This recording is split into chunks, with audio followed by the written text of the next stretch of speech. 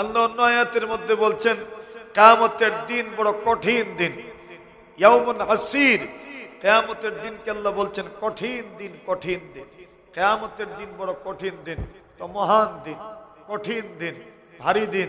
সব কথা কোন দিনের ব্যাপারে বলা হচ্ছে? কিয়ামতের দিনের ব্যাপারে বলা হচ্ছে মহাদিন, এরপরে বলা হচ্ছে ভারী দিন, এরপরে বলা হচ্ছে কঠিন দিন। কিয়ামতের দিন এত কঠিন, বাস্তবিক অর্থে কিয়ামতের দিন কি পরিমাণ কঠিন হবে আল্লাহ বলছেন আল কারিআ। কিয়ামতের দিন যেদিন সংগঠিত হবে, এই দিন মানুষের অন্তরাত্মা কেঁপে উঠবে, মানুষের আত্মা কেঁপে উঠবে। কেন কেঁপে উঠবে? এর কারণ হইল কিয়ামতের দিনের ভয়াবহতা। সুবহানাল্লাহ বলেন।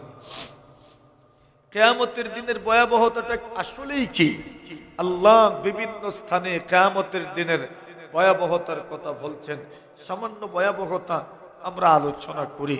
কিয়ামতের দিনের আসলেই ভয়াবহতা বলতে কি? কিয়ামতের আগের ভয়াবহতাটা কেমন? আইনে কিয়ামত, যখন কিয়ামত সংগঠিত হবে সেই সময়ের ভয়াবহতাটা কেমন? আল্লাহ পাক রব্বুল ইজ্জত ওয়াল জালাল কোরআনে মাজিদের মধ্যে সবকিছু বয়ান করছেন। কিয়ামত তো সংগঠিত হবে ইসরাফিল আলাইহিস সালাতুস সালামের সিংহায় ফুয়ের মাধ্যমে। আল্লাহ রাসূল সাল্লাল্লাহু আলাইহি ওয়াসাল্লাম বলেন, কাইফা আনাম ওয়াসাহিবুস সূরি কাদিল তাকাবাল কারন। নবীজি সাল্লাল্লাহু আলাইহি ওয়াসাল্লাম বলেন, আমি কিভাবে স্বস্তি দিয়ে থাকতে পারি, নিশ্চিন্তে থাকতে পারি? ওয়াসাহিবুস সূরি কাদিল তাকাবাল কারন, অথচ সিংহাওয়ালা ইসরাফিল আলাইহিস সালাতু ওয়াস সালাম সিংহ উনি মুখের মধ্যে লাগায় রাখছেন। ওয়াস্তামাআল ইদিন, এবং উনি অনুমতির জন্য অপেক্ষা করছেন।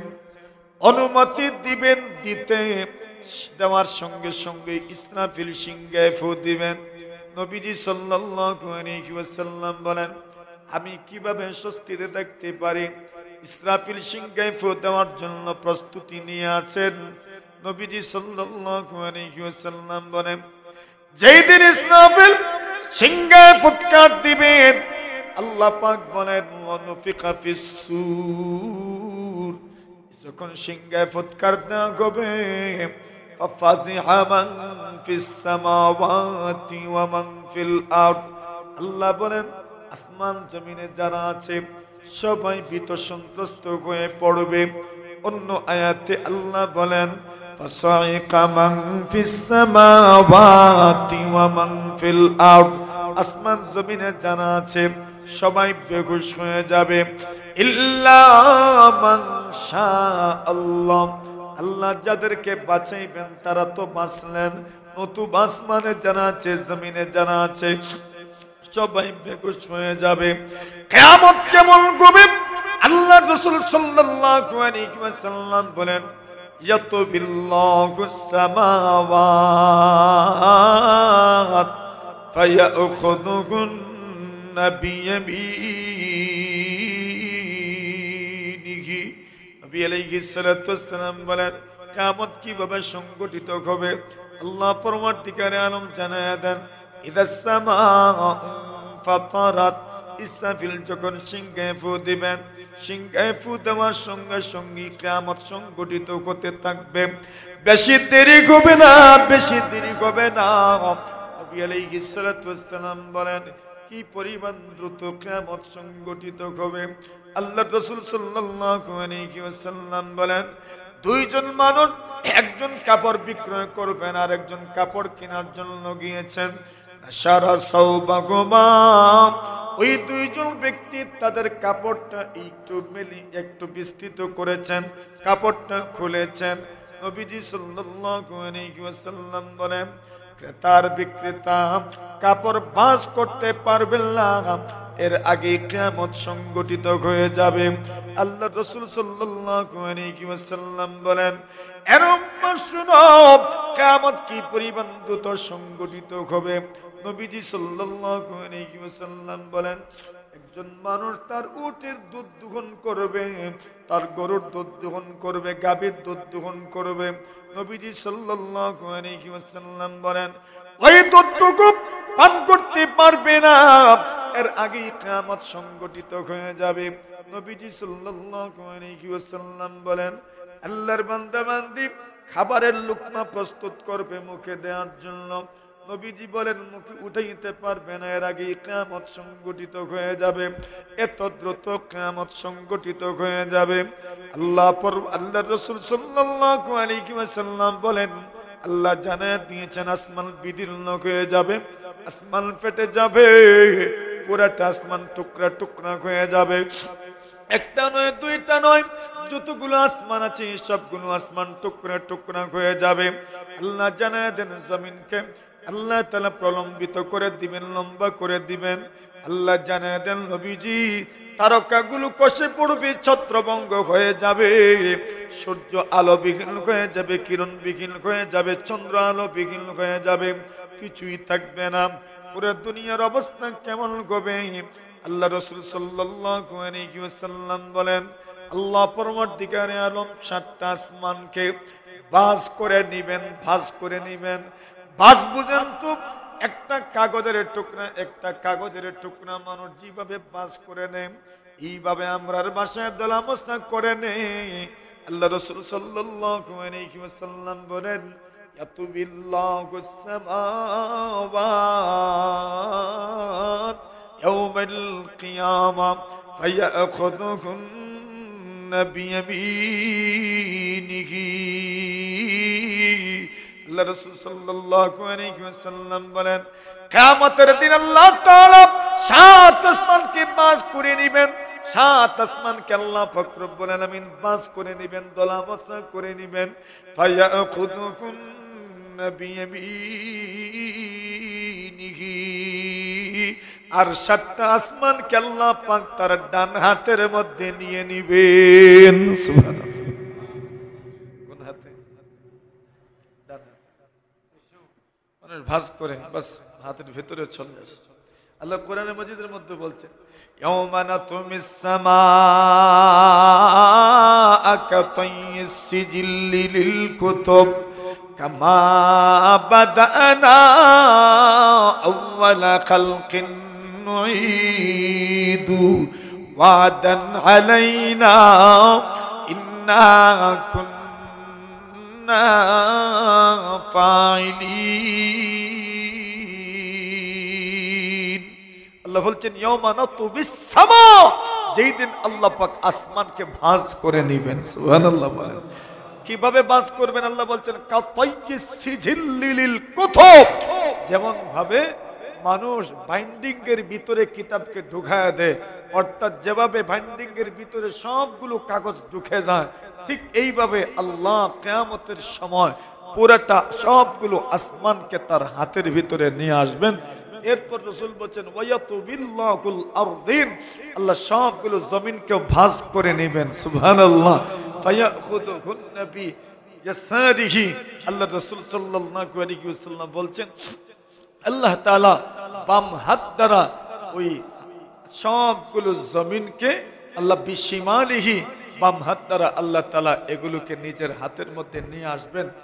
এইভাবে কিয়ামতের সামান্য চিত্র, জমিনের অবস্থা, আসমানের অবস্থা।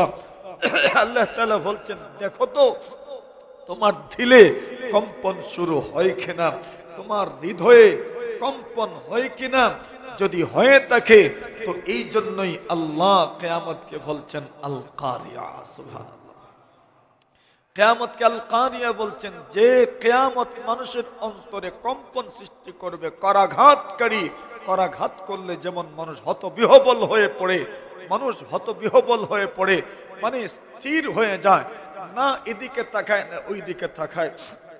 কিছু মানুষ কোন সময় আশ্চর্যজনক, অথবা কোন মানুষ কোন সময় বিভিন্ন চিত্র যখন দেখে তখন ওই মানুষ একদম অস্থিরের মতো হয়ে যায়, বেহুশের মতো হয়ে যায়। দেখতে দেখা যায় তাকাই রয়েছে আমার দিকে, কিন্তু মানুষ বলে বুবার মতো তাকাই রয়েছে, বলে না? মানে কি সে কি বলবে কি না কিছু ভেবেই পাচ্ছে না, তার চিন্তার ধারণার বাহিরে ঘটনা এমন ভাবে ঘটেছে, বিস্ময়কর ঘটনা, এমন বিস্ময়ের বিষয়। আল্লাহর বান্দা যেন কত বিকবল হয়ে পড়ছে। কিয়ামতের বিষয়টা বাস্তবেই এমন হবে। আল্লাহ বলছেন মুকনিঈ মুহতিঈন মুকনিঈ রুউসিহিম, আল্লাহ বলছেন এরা মাথা উপরের দিকে এইভাবে দিতে থাকবে আর তাকায় রইব, মানে কিছু বলার সাধ্য থাকবে না। যেমন ভাবে কেউ যদি হঠাৎ ঘটনার আকস্মিক কথায় যখন কেউ কি হয়ে যায়, মানে হতবিহ্বল হয়ে পড়ে, তখন যেরকম এইভাবে তাকায় থাকে, মানে তার কিছু বলার আর সাধ্য নাই, কিছু কি বলবে কিনা কি কর্তব্য বিমূঢ় হয়ে পড়েছে। কিয়ামতের দিন সব মানুষের অবস্থা এমন হবে। সুবহানাল্লাহ। আল্লাহ ওই চিত্র বিভিন্ন জায়গায় তুলে ধরেছে। ইয়া আইয়ুহান নাসুত্তাকু রাব্বাকুম ইন্না যালযালাতাস সাআতি শাইউন আযীম। কিয়ামতের চিত্র আল্লাহ তুলে ধরতে গিয়ে বলেন, উম্মত, আল্লাহ রাসূল সাল্লাল্লাহু আলাইহি ওয়াসাল্লাম জানায় দেন, উম্মত, আল্লাহ আপনাদেরকে বলে গেছেন, ইয়া আইয়ুহান নাস, এরে লোকজন, শুধু ঈমানদারদের কি বলেন নাই, ঈমানদার বিশ্বাসী অবিশ্বাসী সকলকে সম্বোধন করে আল্লাহ বলছেন, ইয়া আইয়ুহান নাস, এরে লোক সকল, আল্লাহকে ভয় করো এবং কিয়ামতের ভূমিকম্পকে ভয় করো। ইন্না যালযালাতাস সাআতি শাইউন আযীম, কিয়ামতের সময় যে চূড়ান্ত ভূমিকম্প হবে, ওই চূড়ান্ত ভূমিকম্প বড় মজবুত হবে, বড় কঠিন হবে, বড় ভয়াবহ হবে। আল্লাহ তাআলা ওই ভয়াবহতার চিত্র তুলে ধরেছেন। ইয়াউমা তাদখালু কুল্লু মুরদিআতিন আম্মা আরদাআত ওয়া তাদাউ কুল্লু যাতি হামলিন হামলাহা ওয়া তারান নাসা সুকারা ওয়া মা হুম বিসুকারা ওয়ালাকিন্না আযাবাল্লাহি শাদীদ। আল্লাহ বলেন, হে রাসূল, উম্মতকে জানা দাও, যেদিন দুগ্ধ পানকারিনী মহিলা, স্তন্যদানকারিনী মহিলা তার নিজের সন্তানকে ভুলে যাবে, যেই দিন গর্ভধারিণী মা সন্তান প্রসব করে ফেলবে, কিন্তু সন্তান প্রসবের বেদনা ভুলে যাবে। কেন ভুলে যাবে? আল্লাহ বলেন, তুমি লোকদেরকে দেখবে মাতাল হয়ে আছে, মাতাল হয়ে আছে। আল্লাহ বলেন, এরা মাতাল নয়, মাতাল নয়, মাতাল নয়, ওয়ালাকিন্না আযাবাল্লাহি শাদীদ। কিয়ামতের ভয়াবহতা এর চাইতে আরো কঠিন, আরো কঠিন, আরো কঠিন।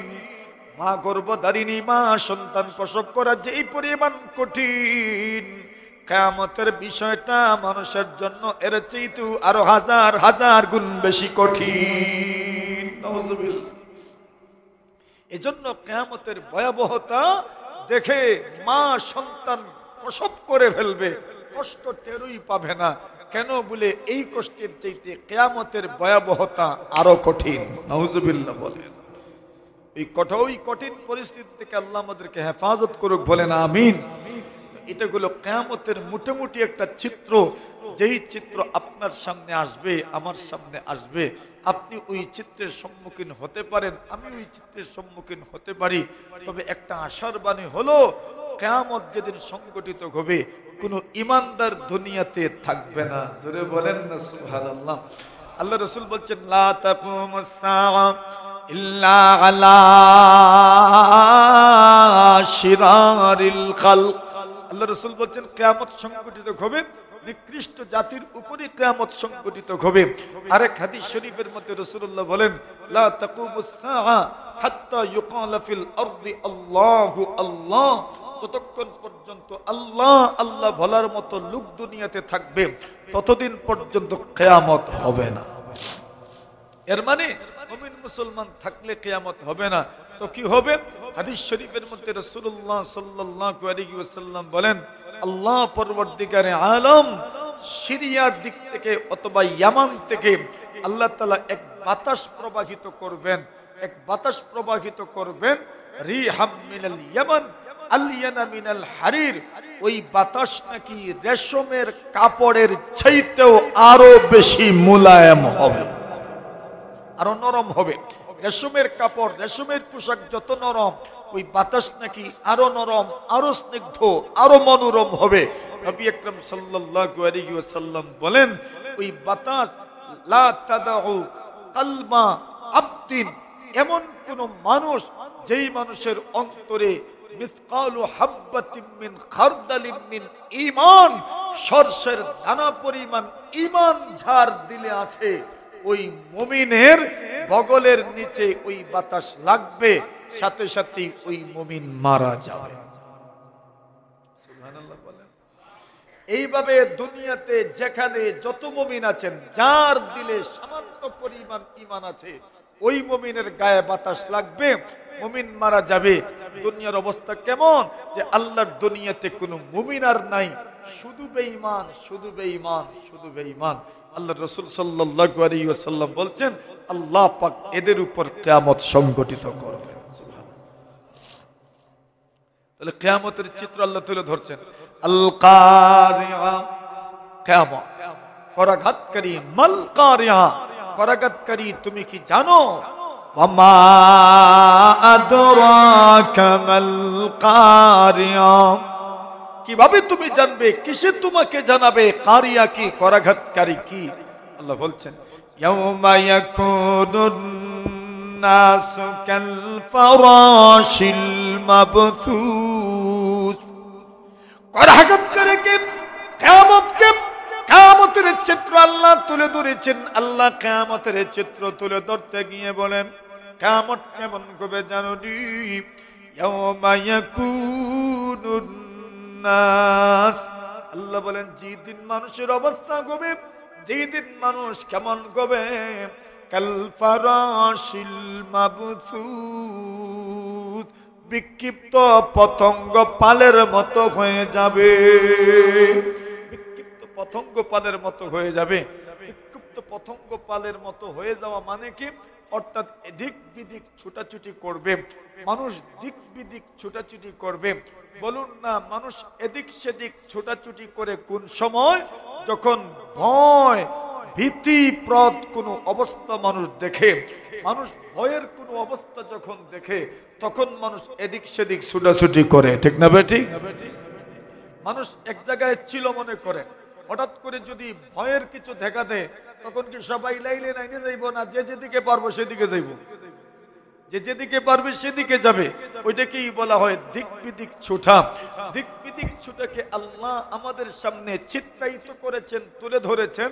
ওয়াকুনুন নাসু কাল ফারাশিল মাবসুত, যেই দিন মানুষ হবে বিক্ষিপ্ত পতঙ্গ পালের মতো।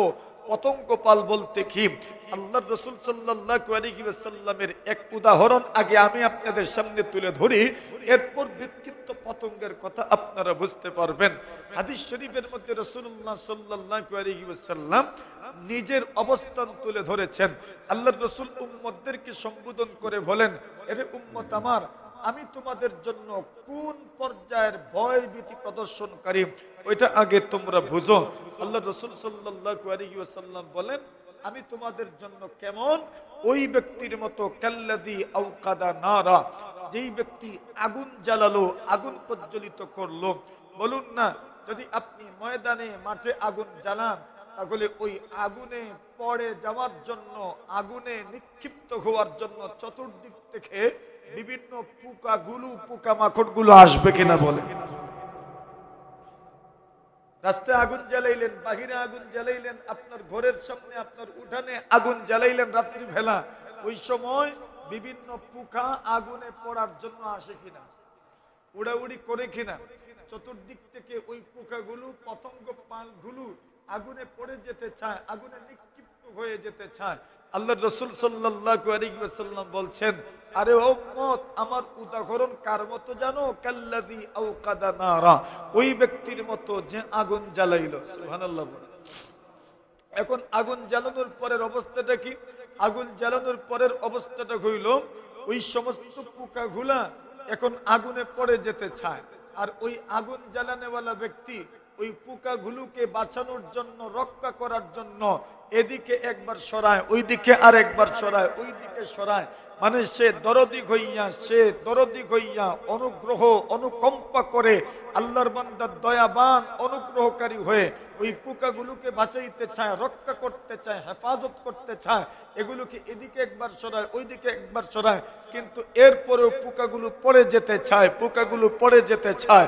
আল্লাহ রাসূল সাল্লাল্লাহু আলাইহি ওয়াসাল্লাম বলেন, আমার উদাহরণ তোমাদেরকে জাহান্নাম থেকে বাঁচানোর জন্য ওই ব্যক্তির মতো। আমার উদাহরণ তোমাদেরকে জাহান্নাম থেকে বাঁচানোর ক্ষেত্রে কার মতো? ওই ব্যক্তির মতো, যেই ব্যক্তি আগুন প্রজ্বলিত করার পরে পোকাগুলো ওই আগুনে পড়ে যেতে চায়, আর সে ওই পোকাগুলোকে বাঁচানোর জন্য এদিকে সরাইতে চায়, কিন্তু এরপরেও পড়ে যেতে চায়। রাসূল বলছেন, আখুযু বিহুজাজিকুম আনিন নার। আল্লাহ রাসূল বলছেন, আরে উম্মত, হে আমার উম্মত, মনে রেখো জয়পাশার মুসলমান, আপনার রসুল দরদি রসুল গোটা উম্মতে মুহাম্মদীর জন্য যার জীবনটাকে উনি উৎসর্গ করে দিতে চেয়েছেন, সেই রসুল বলছেন, আনা আখুযু বিহুজাজিকুম আনিন নার, আমি তো তোমাদেরকে কোমরে ধরে ধরে জাহান্নাম থেকে তোমাদেরকে হেফাজত করতে চাই। আপনার সন্তান যখন আগুনে ঝাঁপ দিতে চায়, তখন আপনি ওয়াজ করেন না, শুধু ওয়াজ করে না, বাবা আগুনে যাইস না জ্বলে যাবে, আগুনে যাইস না জ্বলে যাবে, আগুনে যাইস না জ্বলে যাবে না। যখন দেখেন আপনার কথা মানছে না, তখন কোমরে ধইরা আপনি তাকে আগুন থেকে বাঁচান। আল্লাহ রাসূল বলছেন, আমিও তোমাদেরকে কোমরে ধইরা আগুন থেকে, জাহান্নাম থেকে বাঁচাইতে চেয়েছি। সুবহানাল্লাহ। হালুম্মা আনিন নার, হালুম্মা আনিন নার, হালুম্মা আনিন নার। রাসূল বলছেন, আগুন থেকে দূরে আসো, আগুন থেকে দূরে আসো, আগুনে যেও না, জাহান্নামে পতিত হইও না, জাহান্নামে পতিত হইও না। আল্লাহ রাসূল সাল্লাল্লাহু আলাইহি ওয়াসাল্লাম বলছেন, আমার উদাহরণ হচ্ছে এরকম। এখন তো মোটামুটি বিক্ষিপ্ত পতঙ্গ বুঝে আসছে আপনাদের। বিক্ষিপ্ত পতঙ্গ কি বলে? আগুন জ্বালাইলে যেইভাবে পতঙ্গ পাল এদিক সেদিক উড়াউড়ি করে, একটা এই দিকে যায় তো আরেকটা এই দিকে যায়। দেখছেন না, কার্তিক মাসের শেষ দিকে অথবা শুরুর দিকে অথবা আশ্বিন মাসের শেষ দিকে জমিনে যখন ধান টান মাশাআল্লাহ মোটামুটি পেকে আসে, ওই সময় যে মাহফিলগুলো হয়, ওই সময়ের মাহফিলগুলোতে যেখানে বাতি আছে এখানে পোকা আছে না নাই? আছে বলতে একবারে পুরোপুরি অবস্থান নেয় তারা এখানে। তো বলছেন, ওই পোকাগুলো আগুন দেখলে যেভাবে উড়াউড়ি করে, কিয়ামতের ময়দানের দিন মানুষের অবস্থা হবে বিক্ষিপ্ত পতঙ্গ পালের মতো। ওয়ায়াকুনুন নাসু কাল ফারাশিল মাবথুস। যেই দিন ইয়াউমা ইয়াকুনুন নাসু কাল ফারাশিল মাবথুস, যেই দিন মানুষের অবস্থা হবে বিক্ষিপ্ত পতঙ্গ পালের মতো, মানে দিক বিদিক ছুটাছুটি করবে, উড়াউড়ি করবে। কেন? এরা সিরিয়াল মেনটেন করছে না কেন? শৃঙ্খলা রক্ষা করছে না কেন? বলে আল্লাহর আযাবের ভয়ে, কিয়ামতের দিনের ভয়াবহতা, কিয়ামতের দিনের বিভীষিকার কারণে, এই বিভীষিকাময় পরিস্থিতির কারণে এরা কোনো শৃঙ্খলা রক্ষা করতে পারছে না। এই দিন কোন দিন? কিয়ামতের দিন। এটাকেই আল্লাহ বলছেন আল কারিয়া। ইয়াউমা ইয়াকুনুন নাসু কাল ফারাশিল মাবথুস ওয়া তাকুনুল জিবালু কাল ইগনিল মানফুস। আল্লাহ বলছেন, যেই দিন পাহাড়গুলো দুনিত পশম, রঙিন পশমের মতো হয়ে যাবে। আল্লাহ তাআলা বলেন, ওয়া তাকুরুল জিবালু কাল ইগনিল মানফুস। আল্লাহ বলেন, যেদিন পাহাড়গুলো দুনিত রঙিন পশমের মতো হয়ে যাবে। পশম বলতে যে পশমগুলোর কোনো স্থায়িত্ব নাই, ওই পশমগুলো দুললে পরে একদম পাতলা হয়ে যায়। সামান্য বাতাস ওই পশমগুলোকে উড়ায় নিয়ে যায়, আল্লাহ বলছেন, শোনো উম্মত, শোনো ভান্না বান্দি, যেদিন কিয়ামত সংঘটিত হবে, ওই দিন পৃথিবীর শ্রেষ্ঠ মাখলুক, পৃথিবীর সবচেয়ে মজবুত, সবচেয়ে শক্তিশালী মাখলুক পাহাড়ের অবস্থান কেমন হবে? আল্লাহ রাসূল সাল্লাল্লাহু আলাইহি ওয়াসাল্লাম কেল্লা জানায় দেন, ওগো নবীজি, ওয়াল জিবালা আওতাদা, আমি আল্লাহ পাহাড় কেন সৃষ্টি করেছি জানেন নি? আমি আল্লাহ তাআলা জমিন বানাইলাম, জমিন ছিল পানির উপর, এইবার পানির উপরের জমিন, পানির উপরের নৌকা, পানির উপরের ভোর। পানির উপরে যদি কোনো কিছু ছেড়ে দেওয়া হয়, ওই জিনিসের যেমন কোনো স্থায়িত্ব থাকে না, ঠিক তেমনি ভাবে পানির উপরের বানানো জমিনের কোনো স্থায়িত্ব নাই। নড়াচড়া করে আল্লাহ বলেন, পানির উপরের জমিনকে স্থায়িত্ব দেওয়ার জন্য, মজবুত করার জন্য আমি আল্লাহ তাআলা পেরাক মারলাম। আর পেরাক মেরেছি আমি আল্লাহ, যা দিয়ে সেই জিনিসের নাম হচ্ছে পাহাড়। সুবহানাল্লাহ। আল্লাহ জমিনকে স্থিতিশীল করার জন্য, স্থায়িত্ব দেওয়ার জন্য, জমিনকে মজবুত করার জন্য কি মারলেন? পেরেক মারলেন। আর পেরেক আল্লাহ কি দিয়ে মেরেছেন? পাহাড় দিয়ে। আল্লাহ বলছেন ওয়াল জিবালা আওতাদা, আল্লাহ জমিনকে পেরেক মেরেছেন পাহাড়ের মাধ্যমে। এজন্য দেখবেন সব জায়গায় পাহাড় নাই, আর যেখানে আছে কতগুলো পাহাড় এক জায়গাতে আছে। কেন? লোহা কোন জায়গায় মারতে হয় ওইটা কাঠ মিস্ত্রি জানে, আমি জানি না। আরে কথা কোন ঠিক না বেটি? লোহা কোন জায়গায় মারতে হয় এটা আপনি জানেন? আপনি তো এখানে মারবেন, এখানে মারবেন। কাঠ মিস্ত্রি কয় এখানে না, জুড়ায় জুড়ায় লোহা মার। কথা বলেন ঠিক না বেটি? তো জুড়ায় জুড়ায় লোহা মারবেন। কাঠ মিস্ত্রি জানেন কোন জায়গায় জুড়া আছে, কোন জায়গায় লোহা মারতে হবে। আল্লাহ জানেন জমিনের জুড়া কোন জায়গায় আছে, পাহাড়ও সেই জায়গা। কেন? পাহাড় দিয়ে আল্লাহ জমিনকে, এজন্য যখন ভূমিকম্প হয়, ভূতত্ত্ববিদ যারা হয় এরা তত্ত্ব আবিষ্কার করে, তত্ত্ব কিনে যে কোন জায়গার পাহাড়ের অথবা জমিনের স্লেট একটু সরে গিয়েছিল, এজন্য ভূমিকম্প হয়েছে। মেঘালয়ে হয়েছে, হিমালয়ে হয়েছে, ওই জায়গায় ভূগর্ভে জমিনের স্লেট সরে গিয়েছিল, এজন্য ভূমিকম্প হয়েছে। তো কি বুঝলেন কোন কোন জায়গায় জুড়া আছে? কার জানা আছে? আল্লাহর জানা আছে। পুরা জমিনের জুড়া আছে, কোন কোন জায়গায় জোড়া, ওই জায়গায় পাহাড়গুলো আল্লাহ জয়েন করেছেন। আল্লাহ তাআলা জানেন কোন কোন জায়গায় পাহাড় বেশি দিতে হবে। কোথাও দেখবেন এদিকে এক পাহাড়, কোথাও ওইদিকে এক পাহাড়, কোথাও ওইদিকে এক পাহাড়। দেখছেন কাঠমিস্ত্রি লোহা একদিকে মারে না, কয়েক সিস্টেমে মারে। কয়েক সিস্টেমে লোহা দেয়। কেন? সে জানে কিভাবে টিকাইতে হবে। কার জানা আছে? আল্লাহর জানা আছে। তাহলে ওয়াল জিবালা আওতাদা, এখন দেখেন পাহাড়ের মাধ্যমে আল্লাহ জমিনকে স্থির করেছেন। পাহাড় কি পরিমাণ শক্তিশালী। হাদিস শরীফের মধ্যে আসে, রাসূলুল্লাহ সাল্লাল্লাহু আলাইহি ওয়াসাল্লাম বলেন, উম্মত বলো দেখি এই দুনিয়াতে শক্তিশালী কি? বলে আল্লাহ তাআলা এই দুনিয়াতে শক্তিশালী মখলুক সৃষ্টি করেছেন পাহাড়। বলে পাহাড় শক্তিশালী মখলুক। এই পাহাড় পুরা জয়পাশনা, পুরা কুলাউড়ার মানুষ মিলে যদি আপনার গাজীপুরের একটা পাহাড়কে ধাক্কা দেই, সরাইতে পারবো তো? পুরো কুলাউড়া সব মিলে পারবেন না। তো কি মনে হইল? পাহাড় শক্তিশালী কিনা? হ্যাঁ, কিন্তু ওই পাহাড়ের চাইতে শক্তিশালী জিনিস আল্লাহ সৃষ্টি করেছেন। সাহাবায়ে কেরাম বলেন, ইয়া রাসূলুল্লাহ, আল্লাহর ফেরেশতারা বলছেন, আল্লাহ মনে হয় আপনি সবচেয়ে শক্তিশালী মখলুক পাহাড় বানাইছেন। আল্লাহ বলেন, না, পাহাড় কেউ কেটে নেওয়ার মতো জিনিস আমি আল্লাহ বানাই। সুবহানাল্লাহ। লোহা দ্বারা মানুষ কুদাল বানায়, আর ওই কুদাল দ্বারা মানুষ পাহাড় কেটে ফেলে, ঠিক না? তাহলে পাহাড়ের চাইতে শক্তিশালী মখলুক আছে না নাই? তো ফেরেশতারা বললেন, মনে হয় সবচেয়ে শক্তিশালী মনে হয় লোহাই। আল্লাহ বলছেন, না, লোহার চাইতে শক্তিশালী মখলুক আছে আগুন। কি? আগুন। লোহা যে বানায়, আপনি দেখবেন বিভিন্ন কনস্ট্রাকশনে যে কাজ হয়, বিভিন্ন ফ্যাক্টরিতে যেখানে লোহা নির্মাণ করা হয়, লোহা বানানো হয়, এখানে রড বানানো হয়, এখানে আগুনের মাধ্যমে প্রতিনিয়ত লোহাকে গলানো হচ্ছে, পিঘলানো হচ্ছে। তাহলে আল্লাহ ফেরেশতাদেরকে বললেন যে লোহার চাইতে শক্তিশালী মখলুক আগুন বানাইছে। কিয়ামতের এক নাম হলো আল হাক্কা। কুরআনে মাজিদের এক সূরাও আছে, সূরাতুল হাক্কা। আল হাক্কাতু মাল হাক্কা। আল্লাহ বলছেন কিয়ামত করাঘাতকারী। মাল হাক্কা, করাঘাতকারী কি? তো হাক্কা এটু কিয়ামতের এক নাম। কিয়ামতের আরেক নাম আস-সাখা। সূরা আবসার মধ্যে এসেছে সাখা শব্দের অর্থ হচ্ছে ধ্বংস করে দেনেওয়ালা আওয়াজ।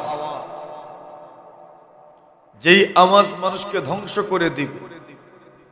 কিয়ামত যখন সংগঠিত হবে তখন পুরা পৃথিবীর মধ্যে এমন এক আওয়াজ হবে, এই আওয়াজে গোটা মানব সম্প্রদায় বেহুশ হয়ে পড়বে। কিয়ামতের আওয়াজ। কিয়ামতের আরেক নাম আত-তাম্মাহ। কিয়ামতের আরেক নাম আল-গাশিয়া। আত-তাম্মাহ শব্দ সূরাতুন নাজিয়াতে এসেছে। কিয়ামতের আরেক নাম আল-গাশিয়া। কুরআনের এক সূরার নামও আছে সূরাতুল গাশিয়া। কিয়ামতের আরেক নাম আল-ওয়াকিয়া। কুরআনে মাজিদের এক সূরার নাম আছে আল-ওয়াকিয়া। এইভাবে অনেক নাম কিয়ামতের। সেই নামগুলোর মধ্য থেকে একটা নাম হচ্ছে আল-কারিয়া, করাঘাতকারী। আল্লাহ বলছেন মাল কারিয়া, করাঘাতকারী কি? প্রশ্ন করছেন। আল কারিয়া, করাঘাতকারী মানে কিয়ামত। আল্লাহ প্রশ্ন করছেন মাল কারিয়া, করাঘাতকারী কি?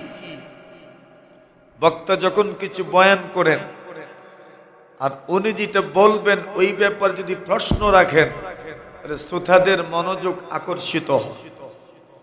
শ্রোতাদের দৃষ্টি খুব সহজে আকর্ষণ করা যায়। প্রশ্ন করলে দৃষ্টি আকর্ষণ করা সহজ হয়। আল্লাহ কিয়ামত কি, করাঘাতকারী কি, এটা প্রশ্ন করে মূলত আমাদের দৃষ্টি আকর্ষণ করেছেন। সুবহানাল্লাহ। মাল কারিয়া।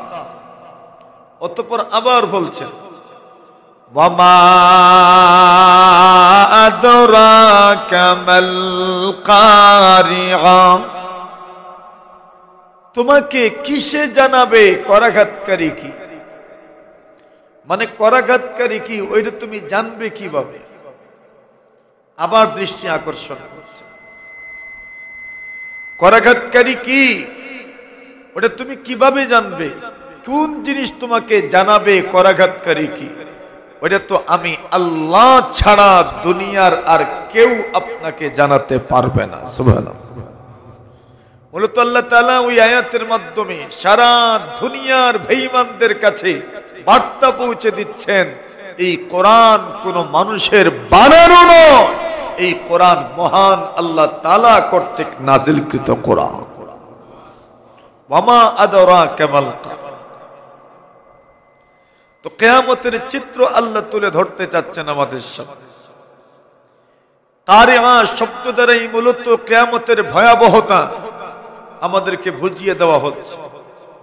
বাস্তবেই বলুন না, কিয়ামতের দিন কি খুব সহজ না খুব ভয়াবহ? খুব ভয়াবহ। কি পরিমাণ ভয়াবহ! আল্লাহ পরবর্তীকারে আলম কিয়ামতের দিনের ব্যাপারে বিভিন্ন জায়গায় বিভিন্ন শব্দ বলেছে। কখনো কখনো আল্লাহ বলছেন ইয়াউমুন আযীম, কিয়ামতের দিনটাকে মহাদিন বলেছে। মহাদিন, বড় দিন। ইয়াউমুন আযীম, মহাদিন কিয়ামতের দিন। কোথাও কোথাও বলছেন ওয়ায়াযারুনা ওয়ারাআহুম وَيَذَرُونَ وَرَاءَهُمْ يَوْمًا ثَقِيلًا। আল্লাহ বলছেন মানুষ দুনিয়াকে প্রাধান্য দেয়। ইন্না হাউলাই ইউহিব্বুনাল আজিলা, সূরাতুদ দাহর। আল্লাহ বলছেন এরা কারা? যারা দুনিয়াকে পছন্দ করে। ওয়ায়াযারুনা ওয়ারাআহুম ইয়াওমান সাকিলা, অথচ তাদের সামনে রয়েছে ভারী দিন, ভারী দিন, ভারী দিন। সুবহানাল্লাহ। কিয়ামতের দিনকে আল্লাহ এই আয়াতের মধ্যে কিয়ামতের দিনকে বলছেন কি দিন? ভারী দিন, ভারী দিন। ওয়ায়াযারুনা ওয়ারাআহুম ইয়াওমান সাকিলা, ভারী দিন। কি পরিমাণ ভারী! আল্লাহ অন্য আয়াতের মধ্যে বলে ভারী, কি পরিমাণ ভারী! ওইটা অনুভব করার জন্য বলছি। কোরআনে মাজিদ আপনার আমার সামনে যেটা আছে ওইটার ওজন কি পরিমাণ? 2 কিলো বা 3 কিলো হবে, কিন্তু বাস্তবিক ওহীর ওজন কি পরিমাণ? কোরআন তো আল্লাহর ওহী, ওহীর ওজন কি পরিমাণ? আম্মা জান আয়েশা সিদ্দিকা রাদিয়াল্লাহু তাআলা আনহা বলেন, বুখারী শরীফের রিওয়ায়াত, রাসূলুল্লাহ সাল্লাল্লাহু আলাইহি ওয়াসাল্লামের কাছে ওহী কিভাবে আসতো? হারিস ইবনে হিশাম নবীজিকে প্রশ্ন করেছেন, ইয়া রাসূলুল্লাহ কাইফা ইয়াতিকাল ওয়াহয়ু, আপনার কাছে ওহী কিভাবে আসে? নবীজি বলছেন, আহয়ানান ইয়াতিনি মিসলা সালসালাতিল জারাস, কখনো কখনো আমার কাছে ওহী আসে ঘন্টা ধ্বনির ন্যায়। সুবহানাল্লাহ, ঘন্টা ধ্বনির ন্যায়। ঘন্টা ধ্বনি বলতে যখন বেল বাজানো হয়, ওই বেলের মধ্যে যে আওয়াজ হয়, এই আওয়াজ থামে না, যতক্ষণ পর্যন্ত আওয়াজ থাকে ততক্ষণ পর্যন্ত ধারাবাহিক আওয়াজ চলতেই থাকে, চলতেই থাকে, চলতেই থাকে। ওই ঘন্টা ধ্বনির ন্যায় আমি যে কথা বলছি, বলছি চয়ের পরে আমি থামছি, আপনি বুঝে ফেলছেন আমার কথার অর্থ কি। আবার আমি কিছু বলি, আবার থামি, আপনি বুঝে নেন আমার কথার অর্থ কি। কিন্তু ঘন্টা ধ্বনি এমন এক আওয়াজ, যে আওয়াজের মধ্যে কোনো থামাথামি নাই, ধারাবাহিক এই আওয়াজ চলতেই থাকে, চলতেই থাকে, চলতেই থাকে। এই আওয়াজ থেকে কিছু অনুভব করতে পারা সবচেয়ে কঠিন। সুবহানাল্লাহ, কথাটা বুঝাইতে পারছি? আল্লাহ রাসূল বলেন, কখনো কখনো ওহী আমার কাছে আসে ঘন্টা ধ্বনির ন্যায়। মানে ঘন্টা ধ্বনি যেখানে কি নাই, কোনো থামা নাই, কেউ থামে না, কথা টুকরা টুকরা নয়, টুকরা টুকরা কথা নয়, কোনো থামা নাই মধ্যখানে। এখান থেকে আপনি কি বুঝবেন, কি বুঝতে পারবেন? সব মানুষের কথার মধ্যে থামা আছে, টুকরা টুকরা কথা, কথা এক শব্দ, টুকরা আরেক শব্দ, শব্দ আরেক শব্দ, আরেক শব্দ, প্রত্যেকটা শব্দের সাথে থামা আছে, টুকরা টুকরা শব্দ আছে, অর্থ বোঝা যায়। কিন্তু ঘন্টা ধ্বনি ধারাবাহিক চলতেই থাকে, কি বুঝবেন বলেন? কিন্তু বোঝার ক্ষমতা আছে? রাসূলুল্লাহ বলছেন, কখনো কখনো ওহী আমার কাছে আসে এমন আওয়াজের মতো। কখনো কখনো রাসূল বলছেন, আমার কাছে ওহী আসে জিনজির, জিনজির লোহার জিনিস রাস্তা দিয়ে টানলে যে আওয়াজ হয়, এই আওয়াজের। আহয়ানা ইয়াতিনি মিথলা সালসালাতিল জারাস, রাসূল বলছেন এই আওয়াজ আমার জন্য সবচেয়ে কঠিন ছিল, ওহীর এই পদ্ধতি আমার জন্য সবচেয়ে কঠিন ছিল। এরপর বলছেন, কখনো কখনো জিবরিল আমিন আলাইহিস সালাতু সালাম আমার কাছে আসতেন মানুষের আকৃতি ধারণ করে, আর কখনো কখনো জিবরিল আমার কাছে আসতেন নিজের আকৃতি নিয়ে। সুবহানাল্লাহ, 600 ডানা সম্বলিত জিবরিল, নূরের ফেরেশতা জিবরিল নবীজির সামনে নিজের মূল সুরতে আসতেন। আর কখনো কখনো মানুষের আকৃতিতে আসতেন। বেশিরভাগ সময় দাহিয়ায়ে কালবি রাদিয়াল্লাহু তাআলা আনহুর আকৃতিতে আসতেন। আমি যেটা বুঝাইতে চাই, আম্মা জান আয়েশা বলেন, ওহীর ওজন কি পরিমাণ, ওহীর ওজন কি পরিমাণ। রাসূলুল্লাহ সাল্লাল্লাহু আলাইহি ওয়াসাল্লামের কাছে ওহী নাযিল হতো। ওয়ালাকাদ রাআইতুহু ইয়ানজিলু আলাইহিল ওয়াহয়ু ফিল ইয়াউমিশ শাদীদিল বারদ ওয়া ইন্না জাবিনাহু লা ইয়াতাফাসসাদু আরাকাম। আম্মা জান বলেন, আল্লাহর নবী বিশ্ব নবী মুহাম্মদুর রাসূলুল্লাহ সাল্লাল্লাহু আলাইহি ওয়াসাল্লামের কাছে আমি ওহী নাযিল হতে দেখেছি। আমি নবীজিকে দেখেছি এমত অবস্থায় যে নবীজির উপর ওহী নাযিল হচ্ছিল। আম্মা জান বলেন, আমার ঘরে যদি রাসূল থাকতেন, আমার ঘরে ওহী নাযিল হতো। নবীজি সাল্লাল্লাহু আলাইহি ওয়াসাল্লাম আমার বিছানায় থাকা অবস্থায় ওহী নাযিল হইতো। সুবহানাল্লাহ, আল্লাহ রাসূল সাল্লাল্লাহু আলাইহি ওয়াসাল্লামের উপর ওহী নাযিল হওয়া আমি বেশিবার প্রত্যক্ষ করেছি, বেশিবার আমি দেখেছি।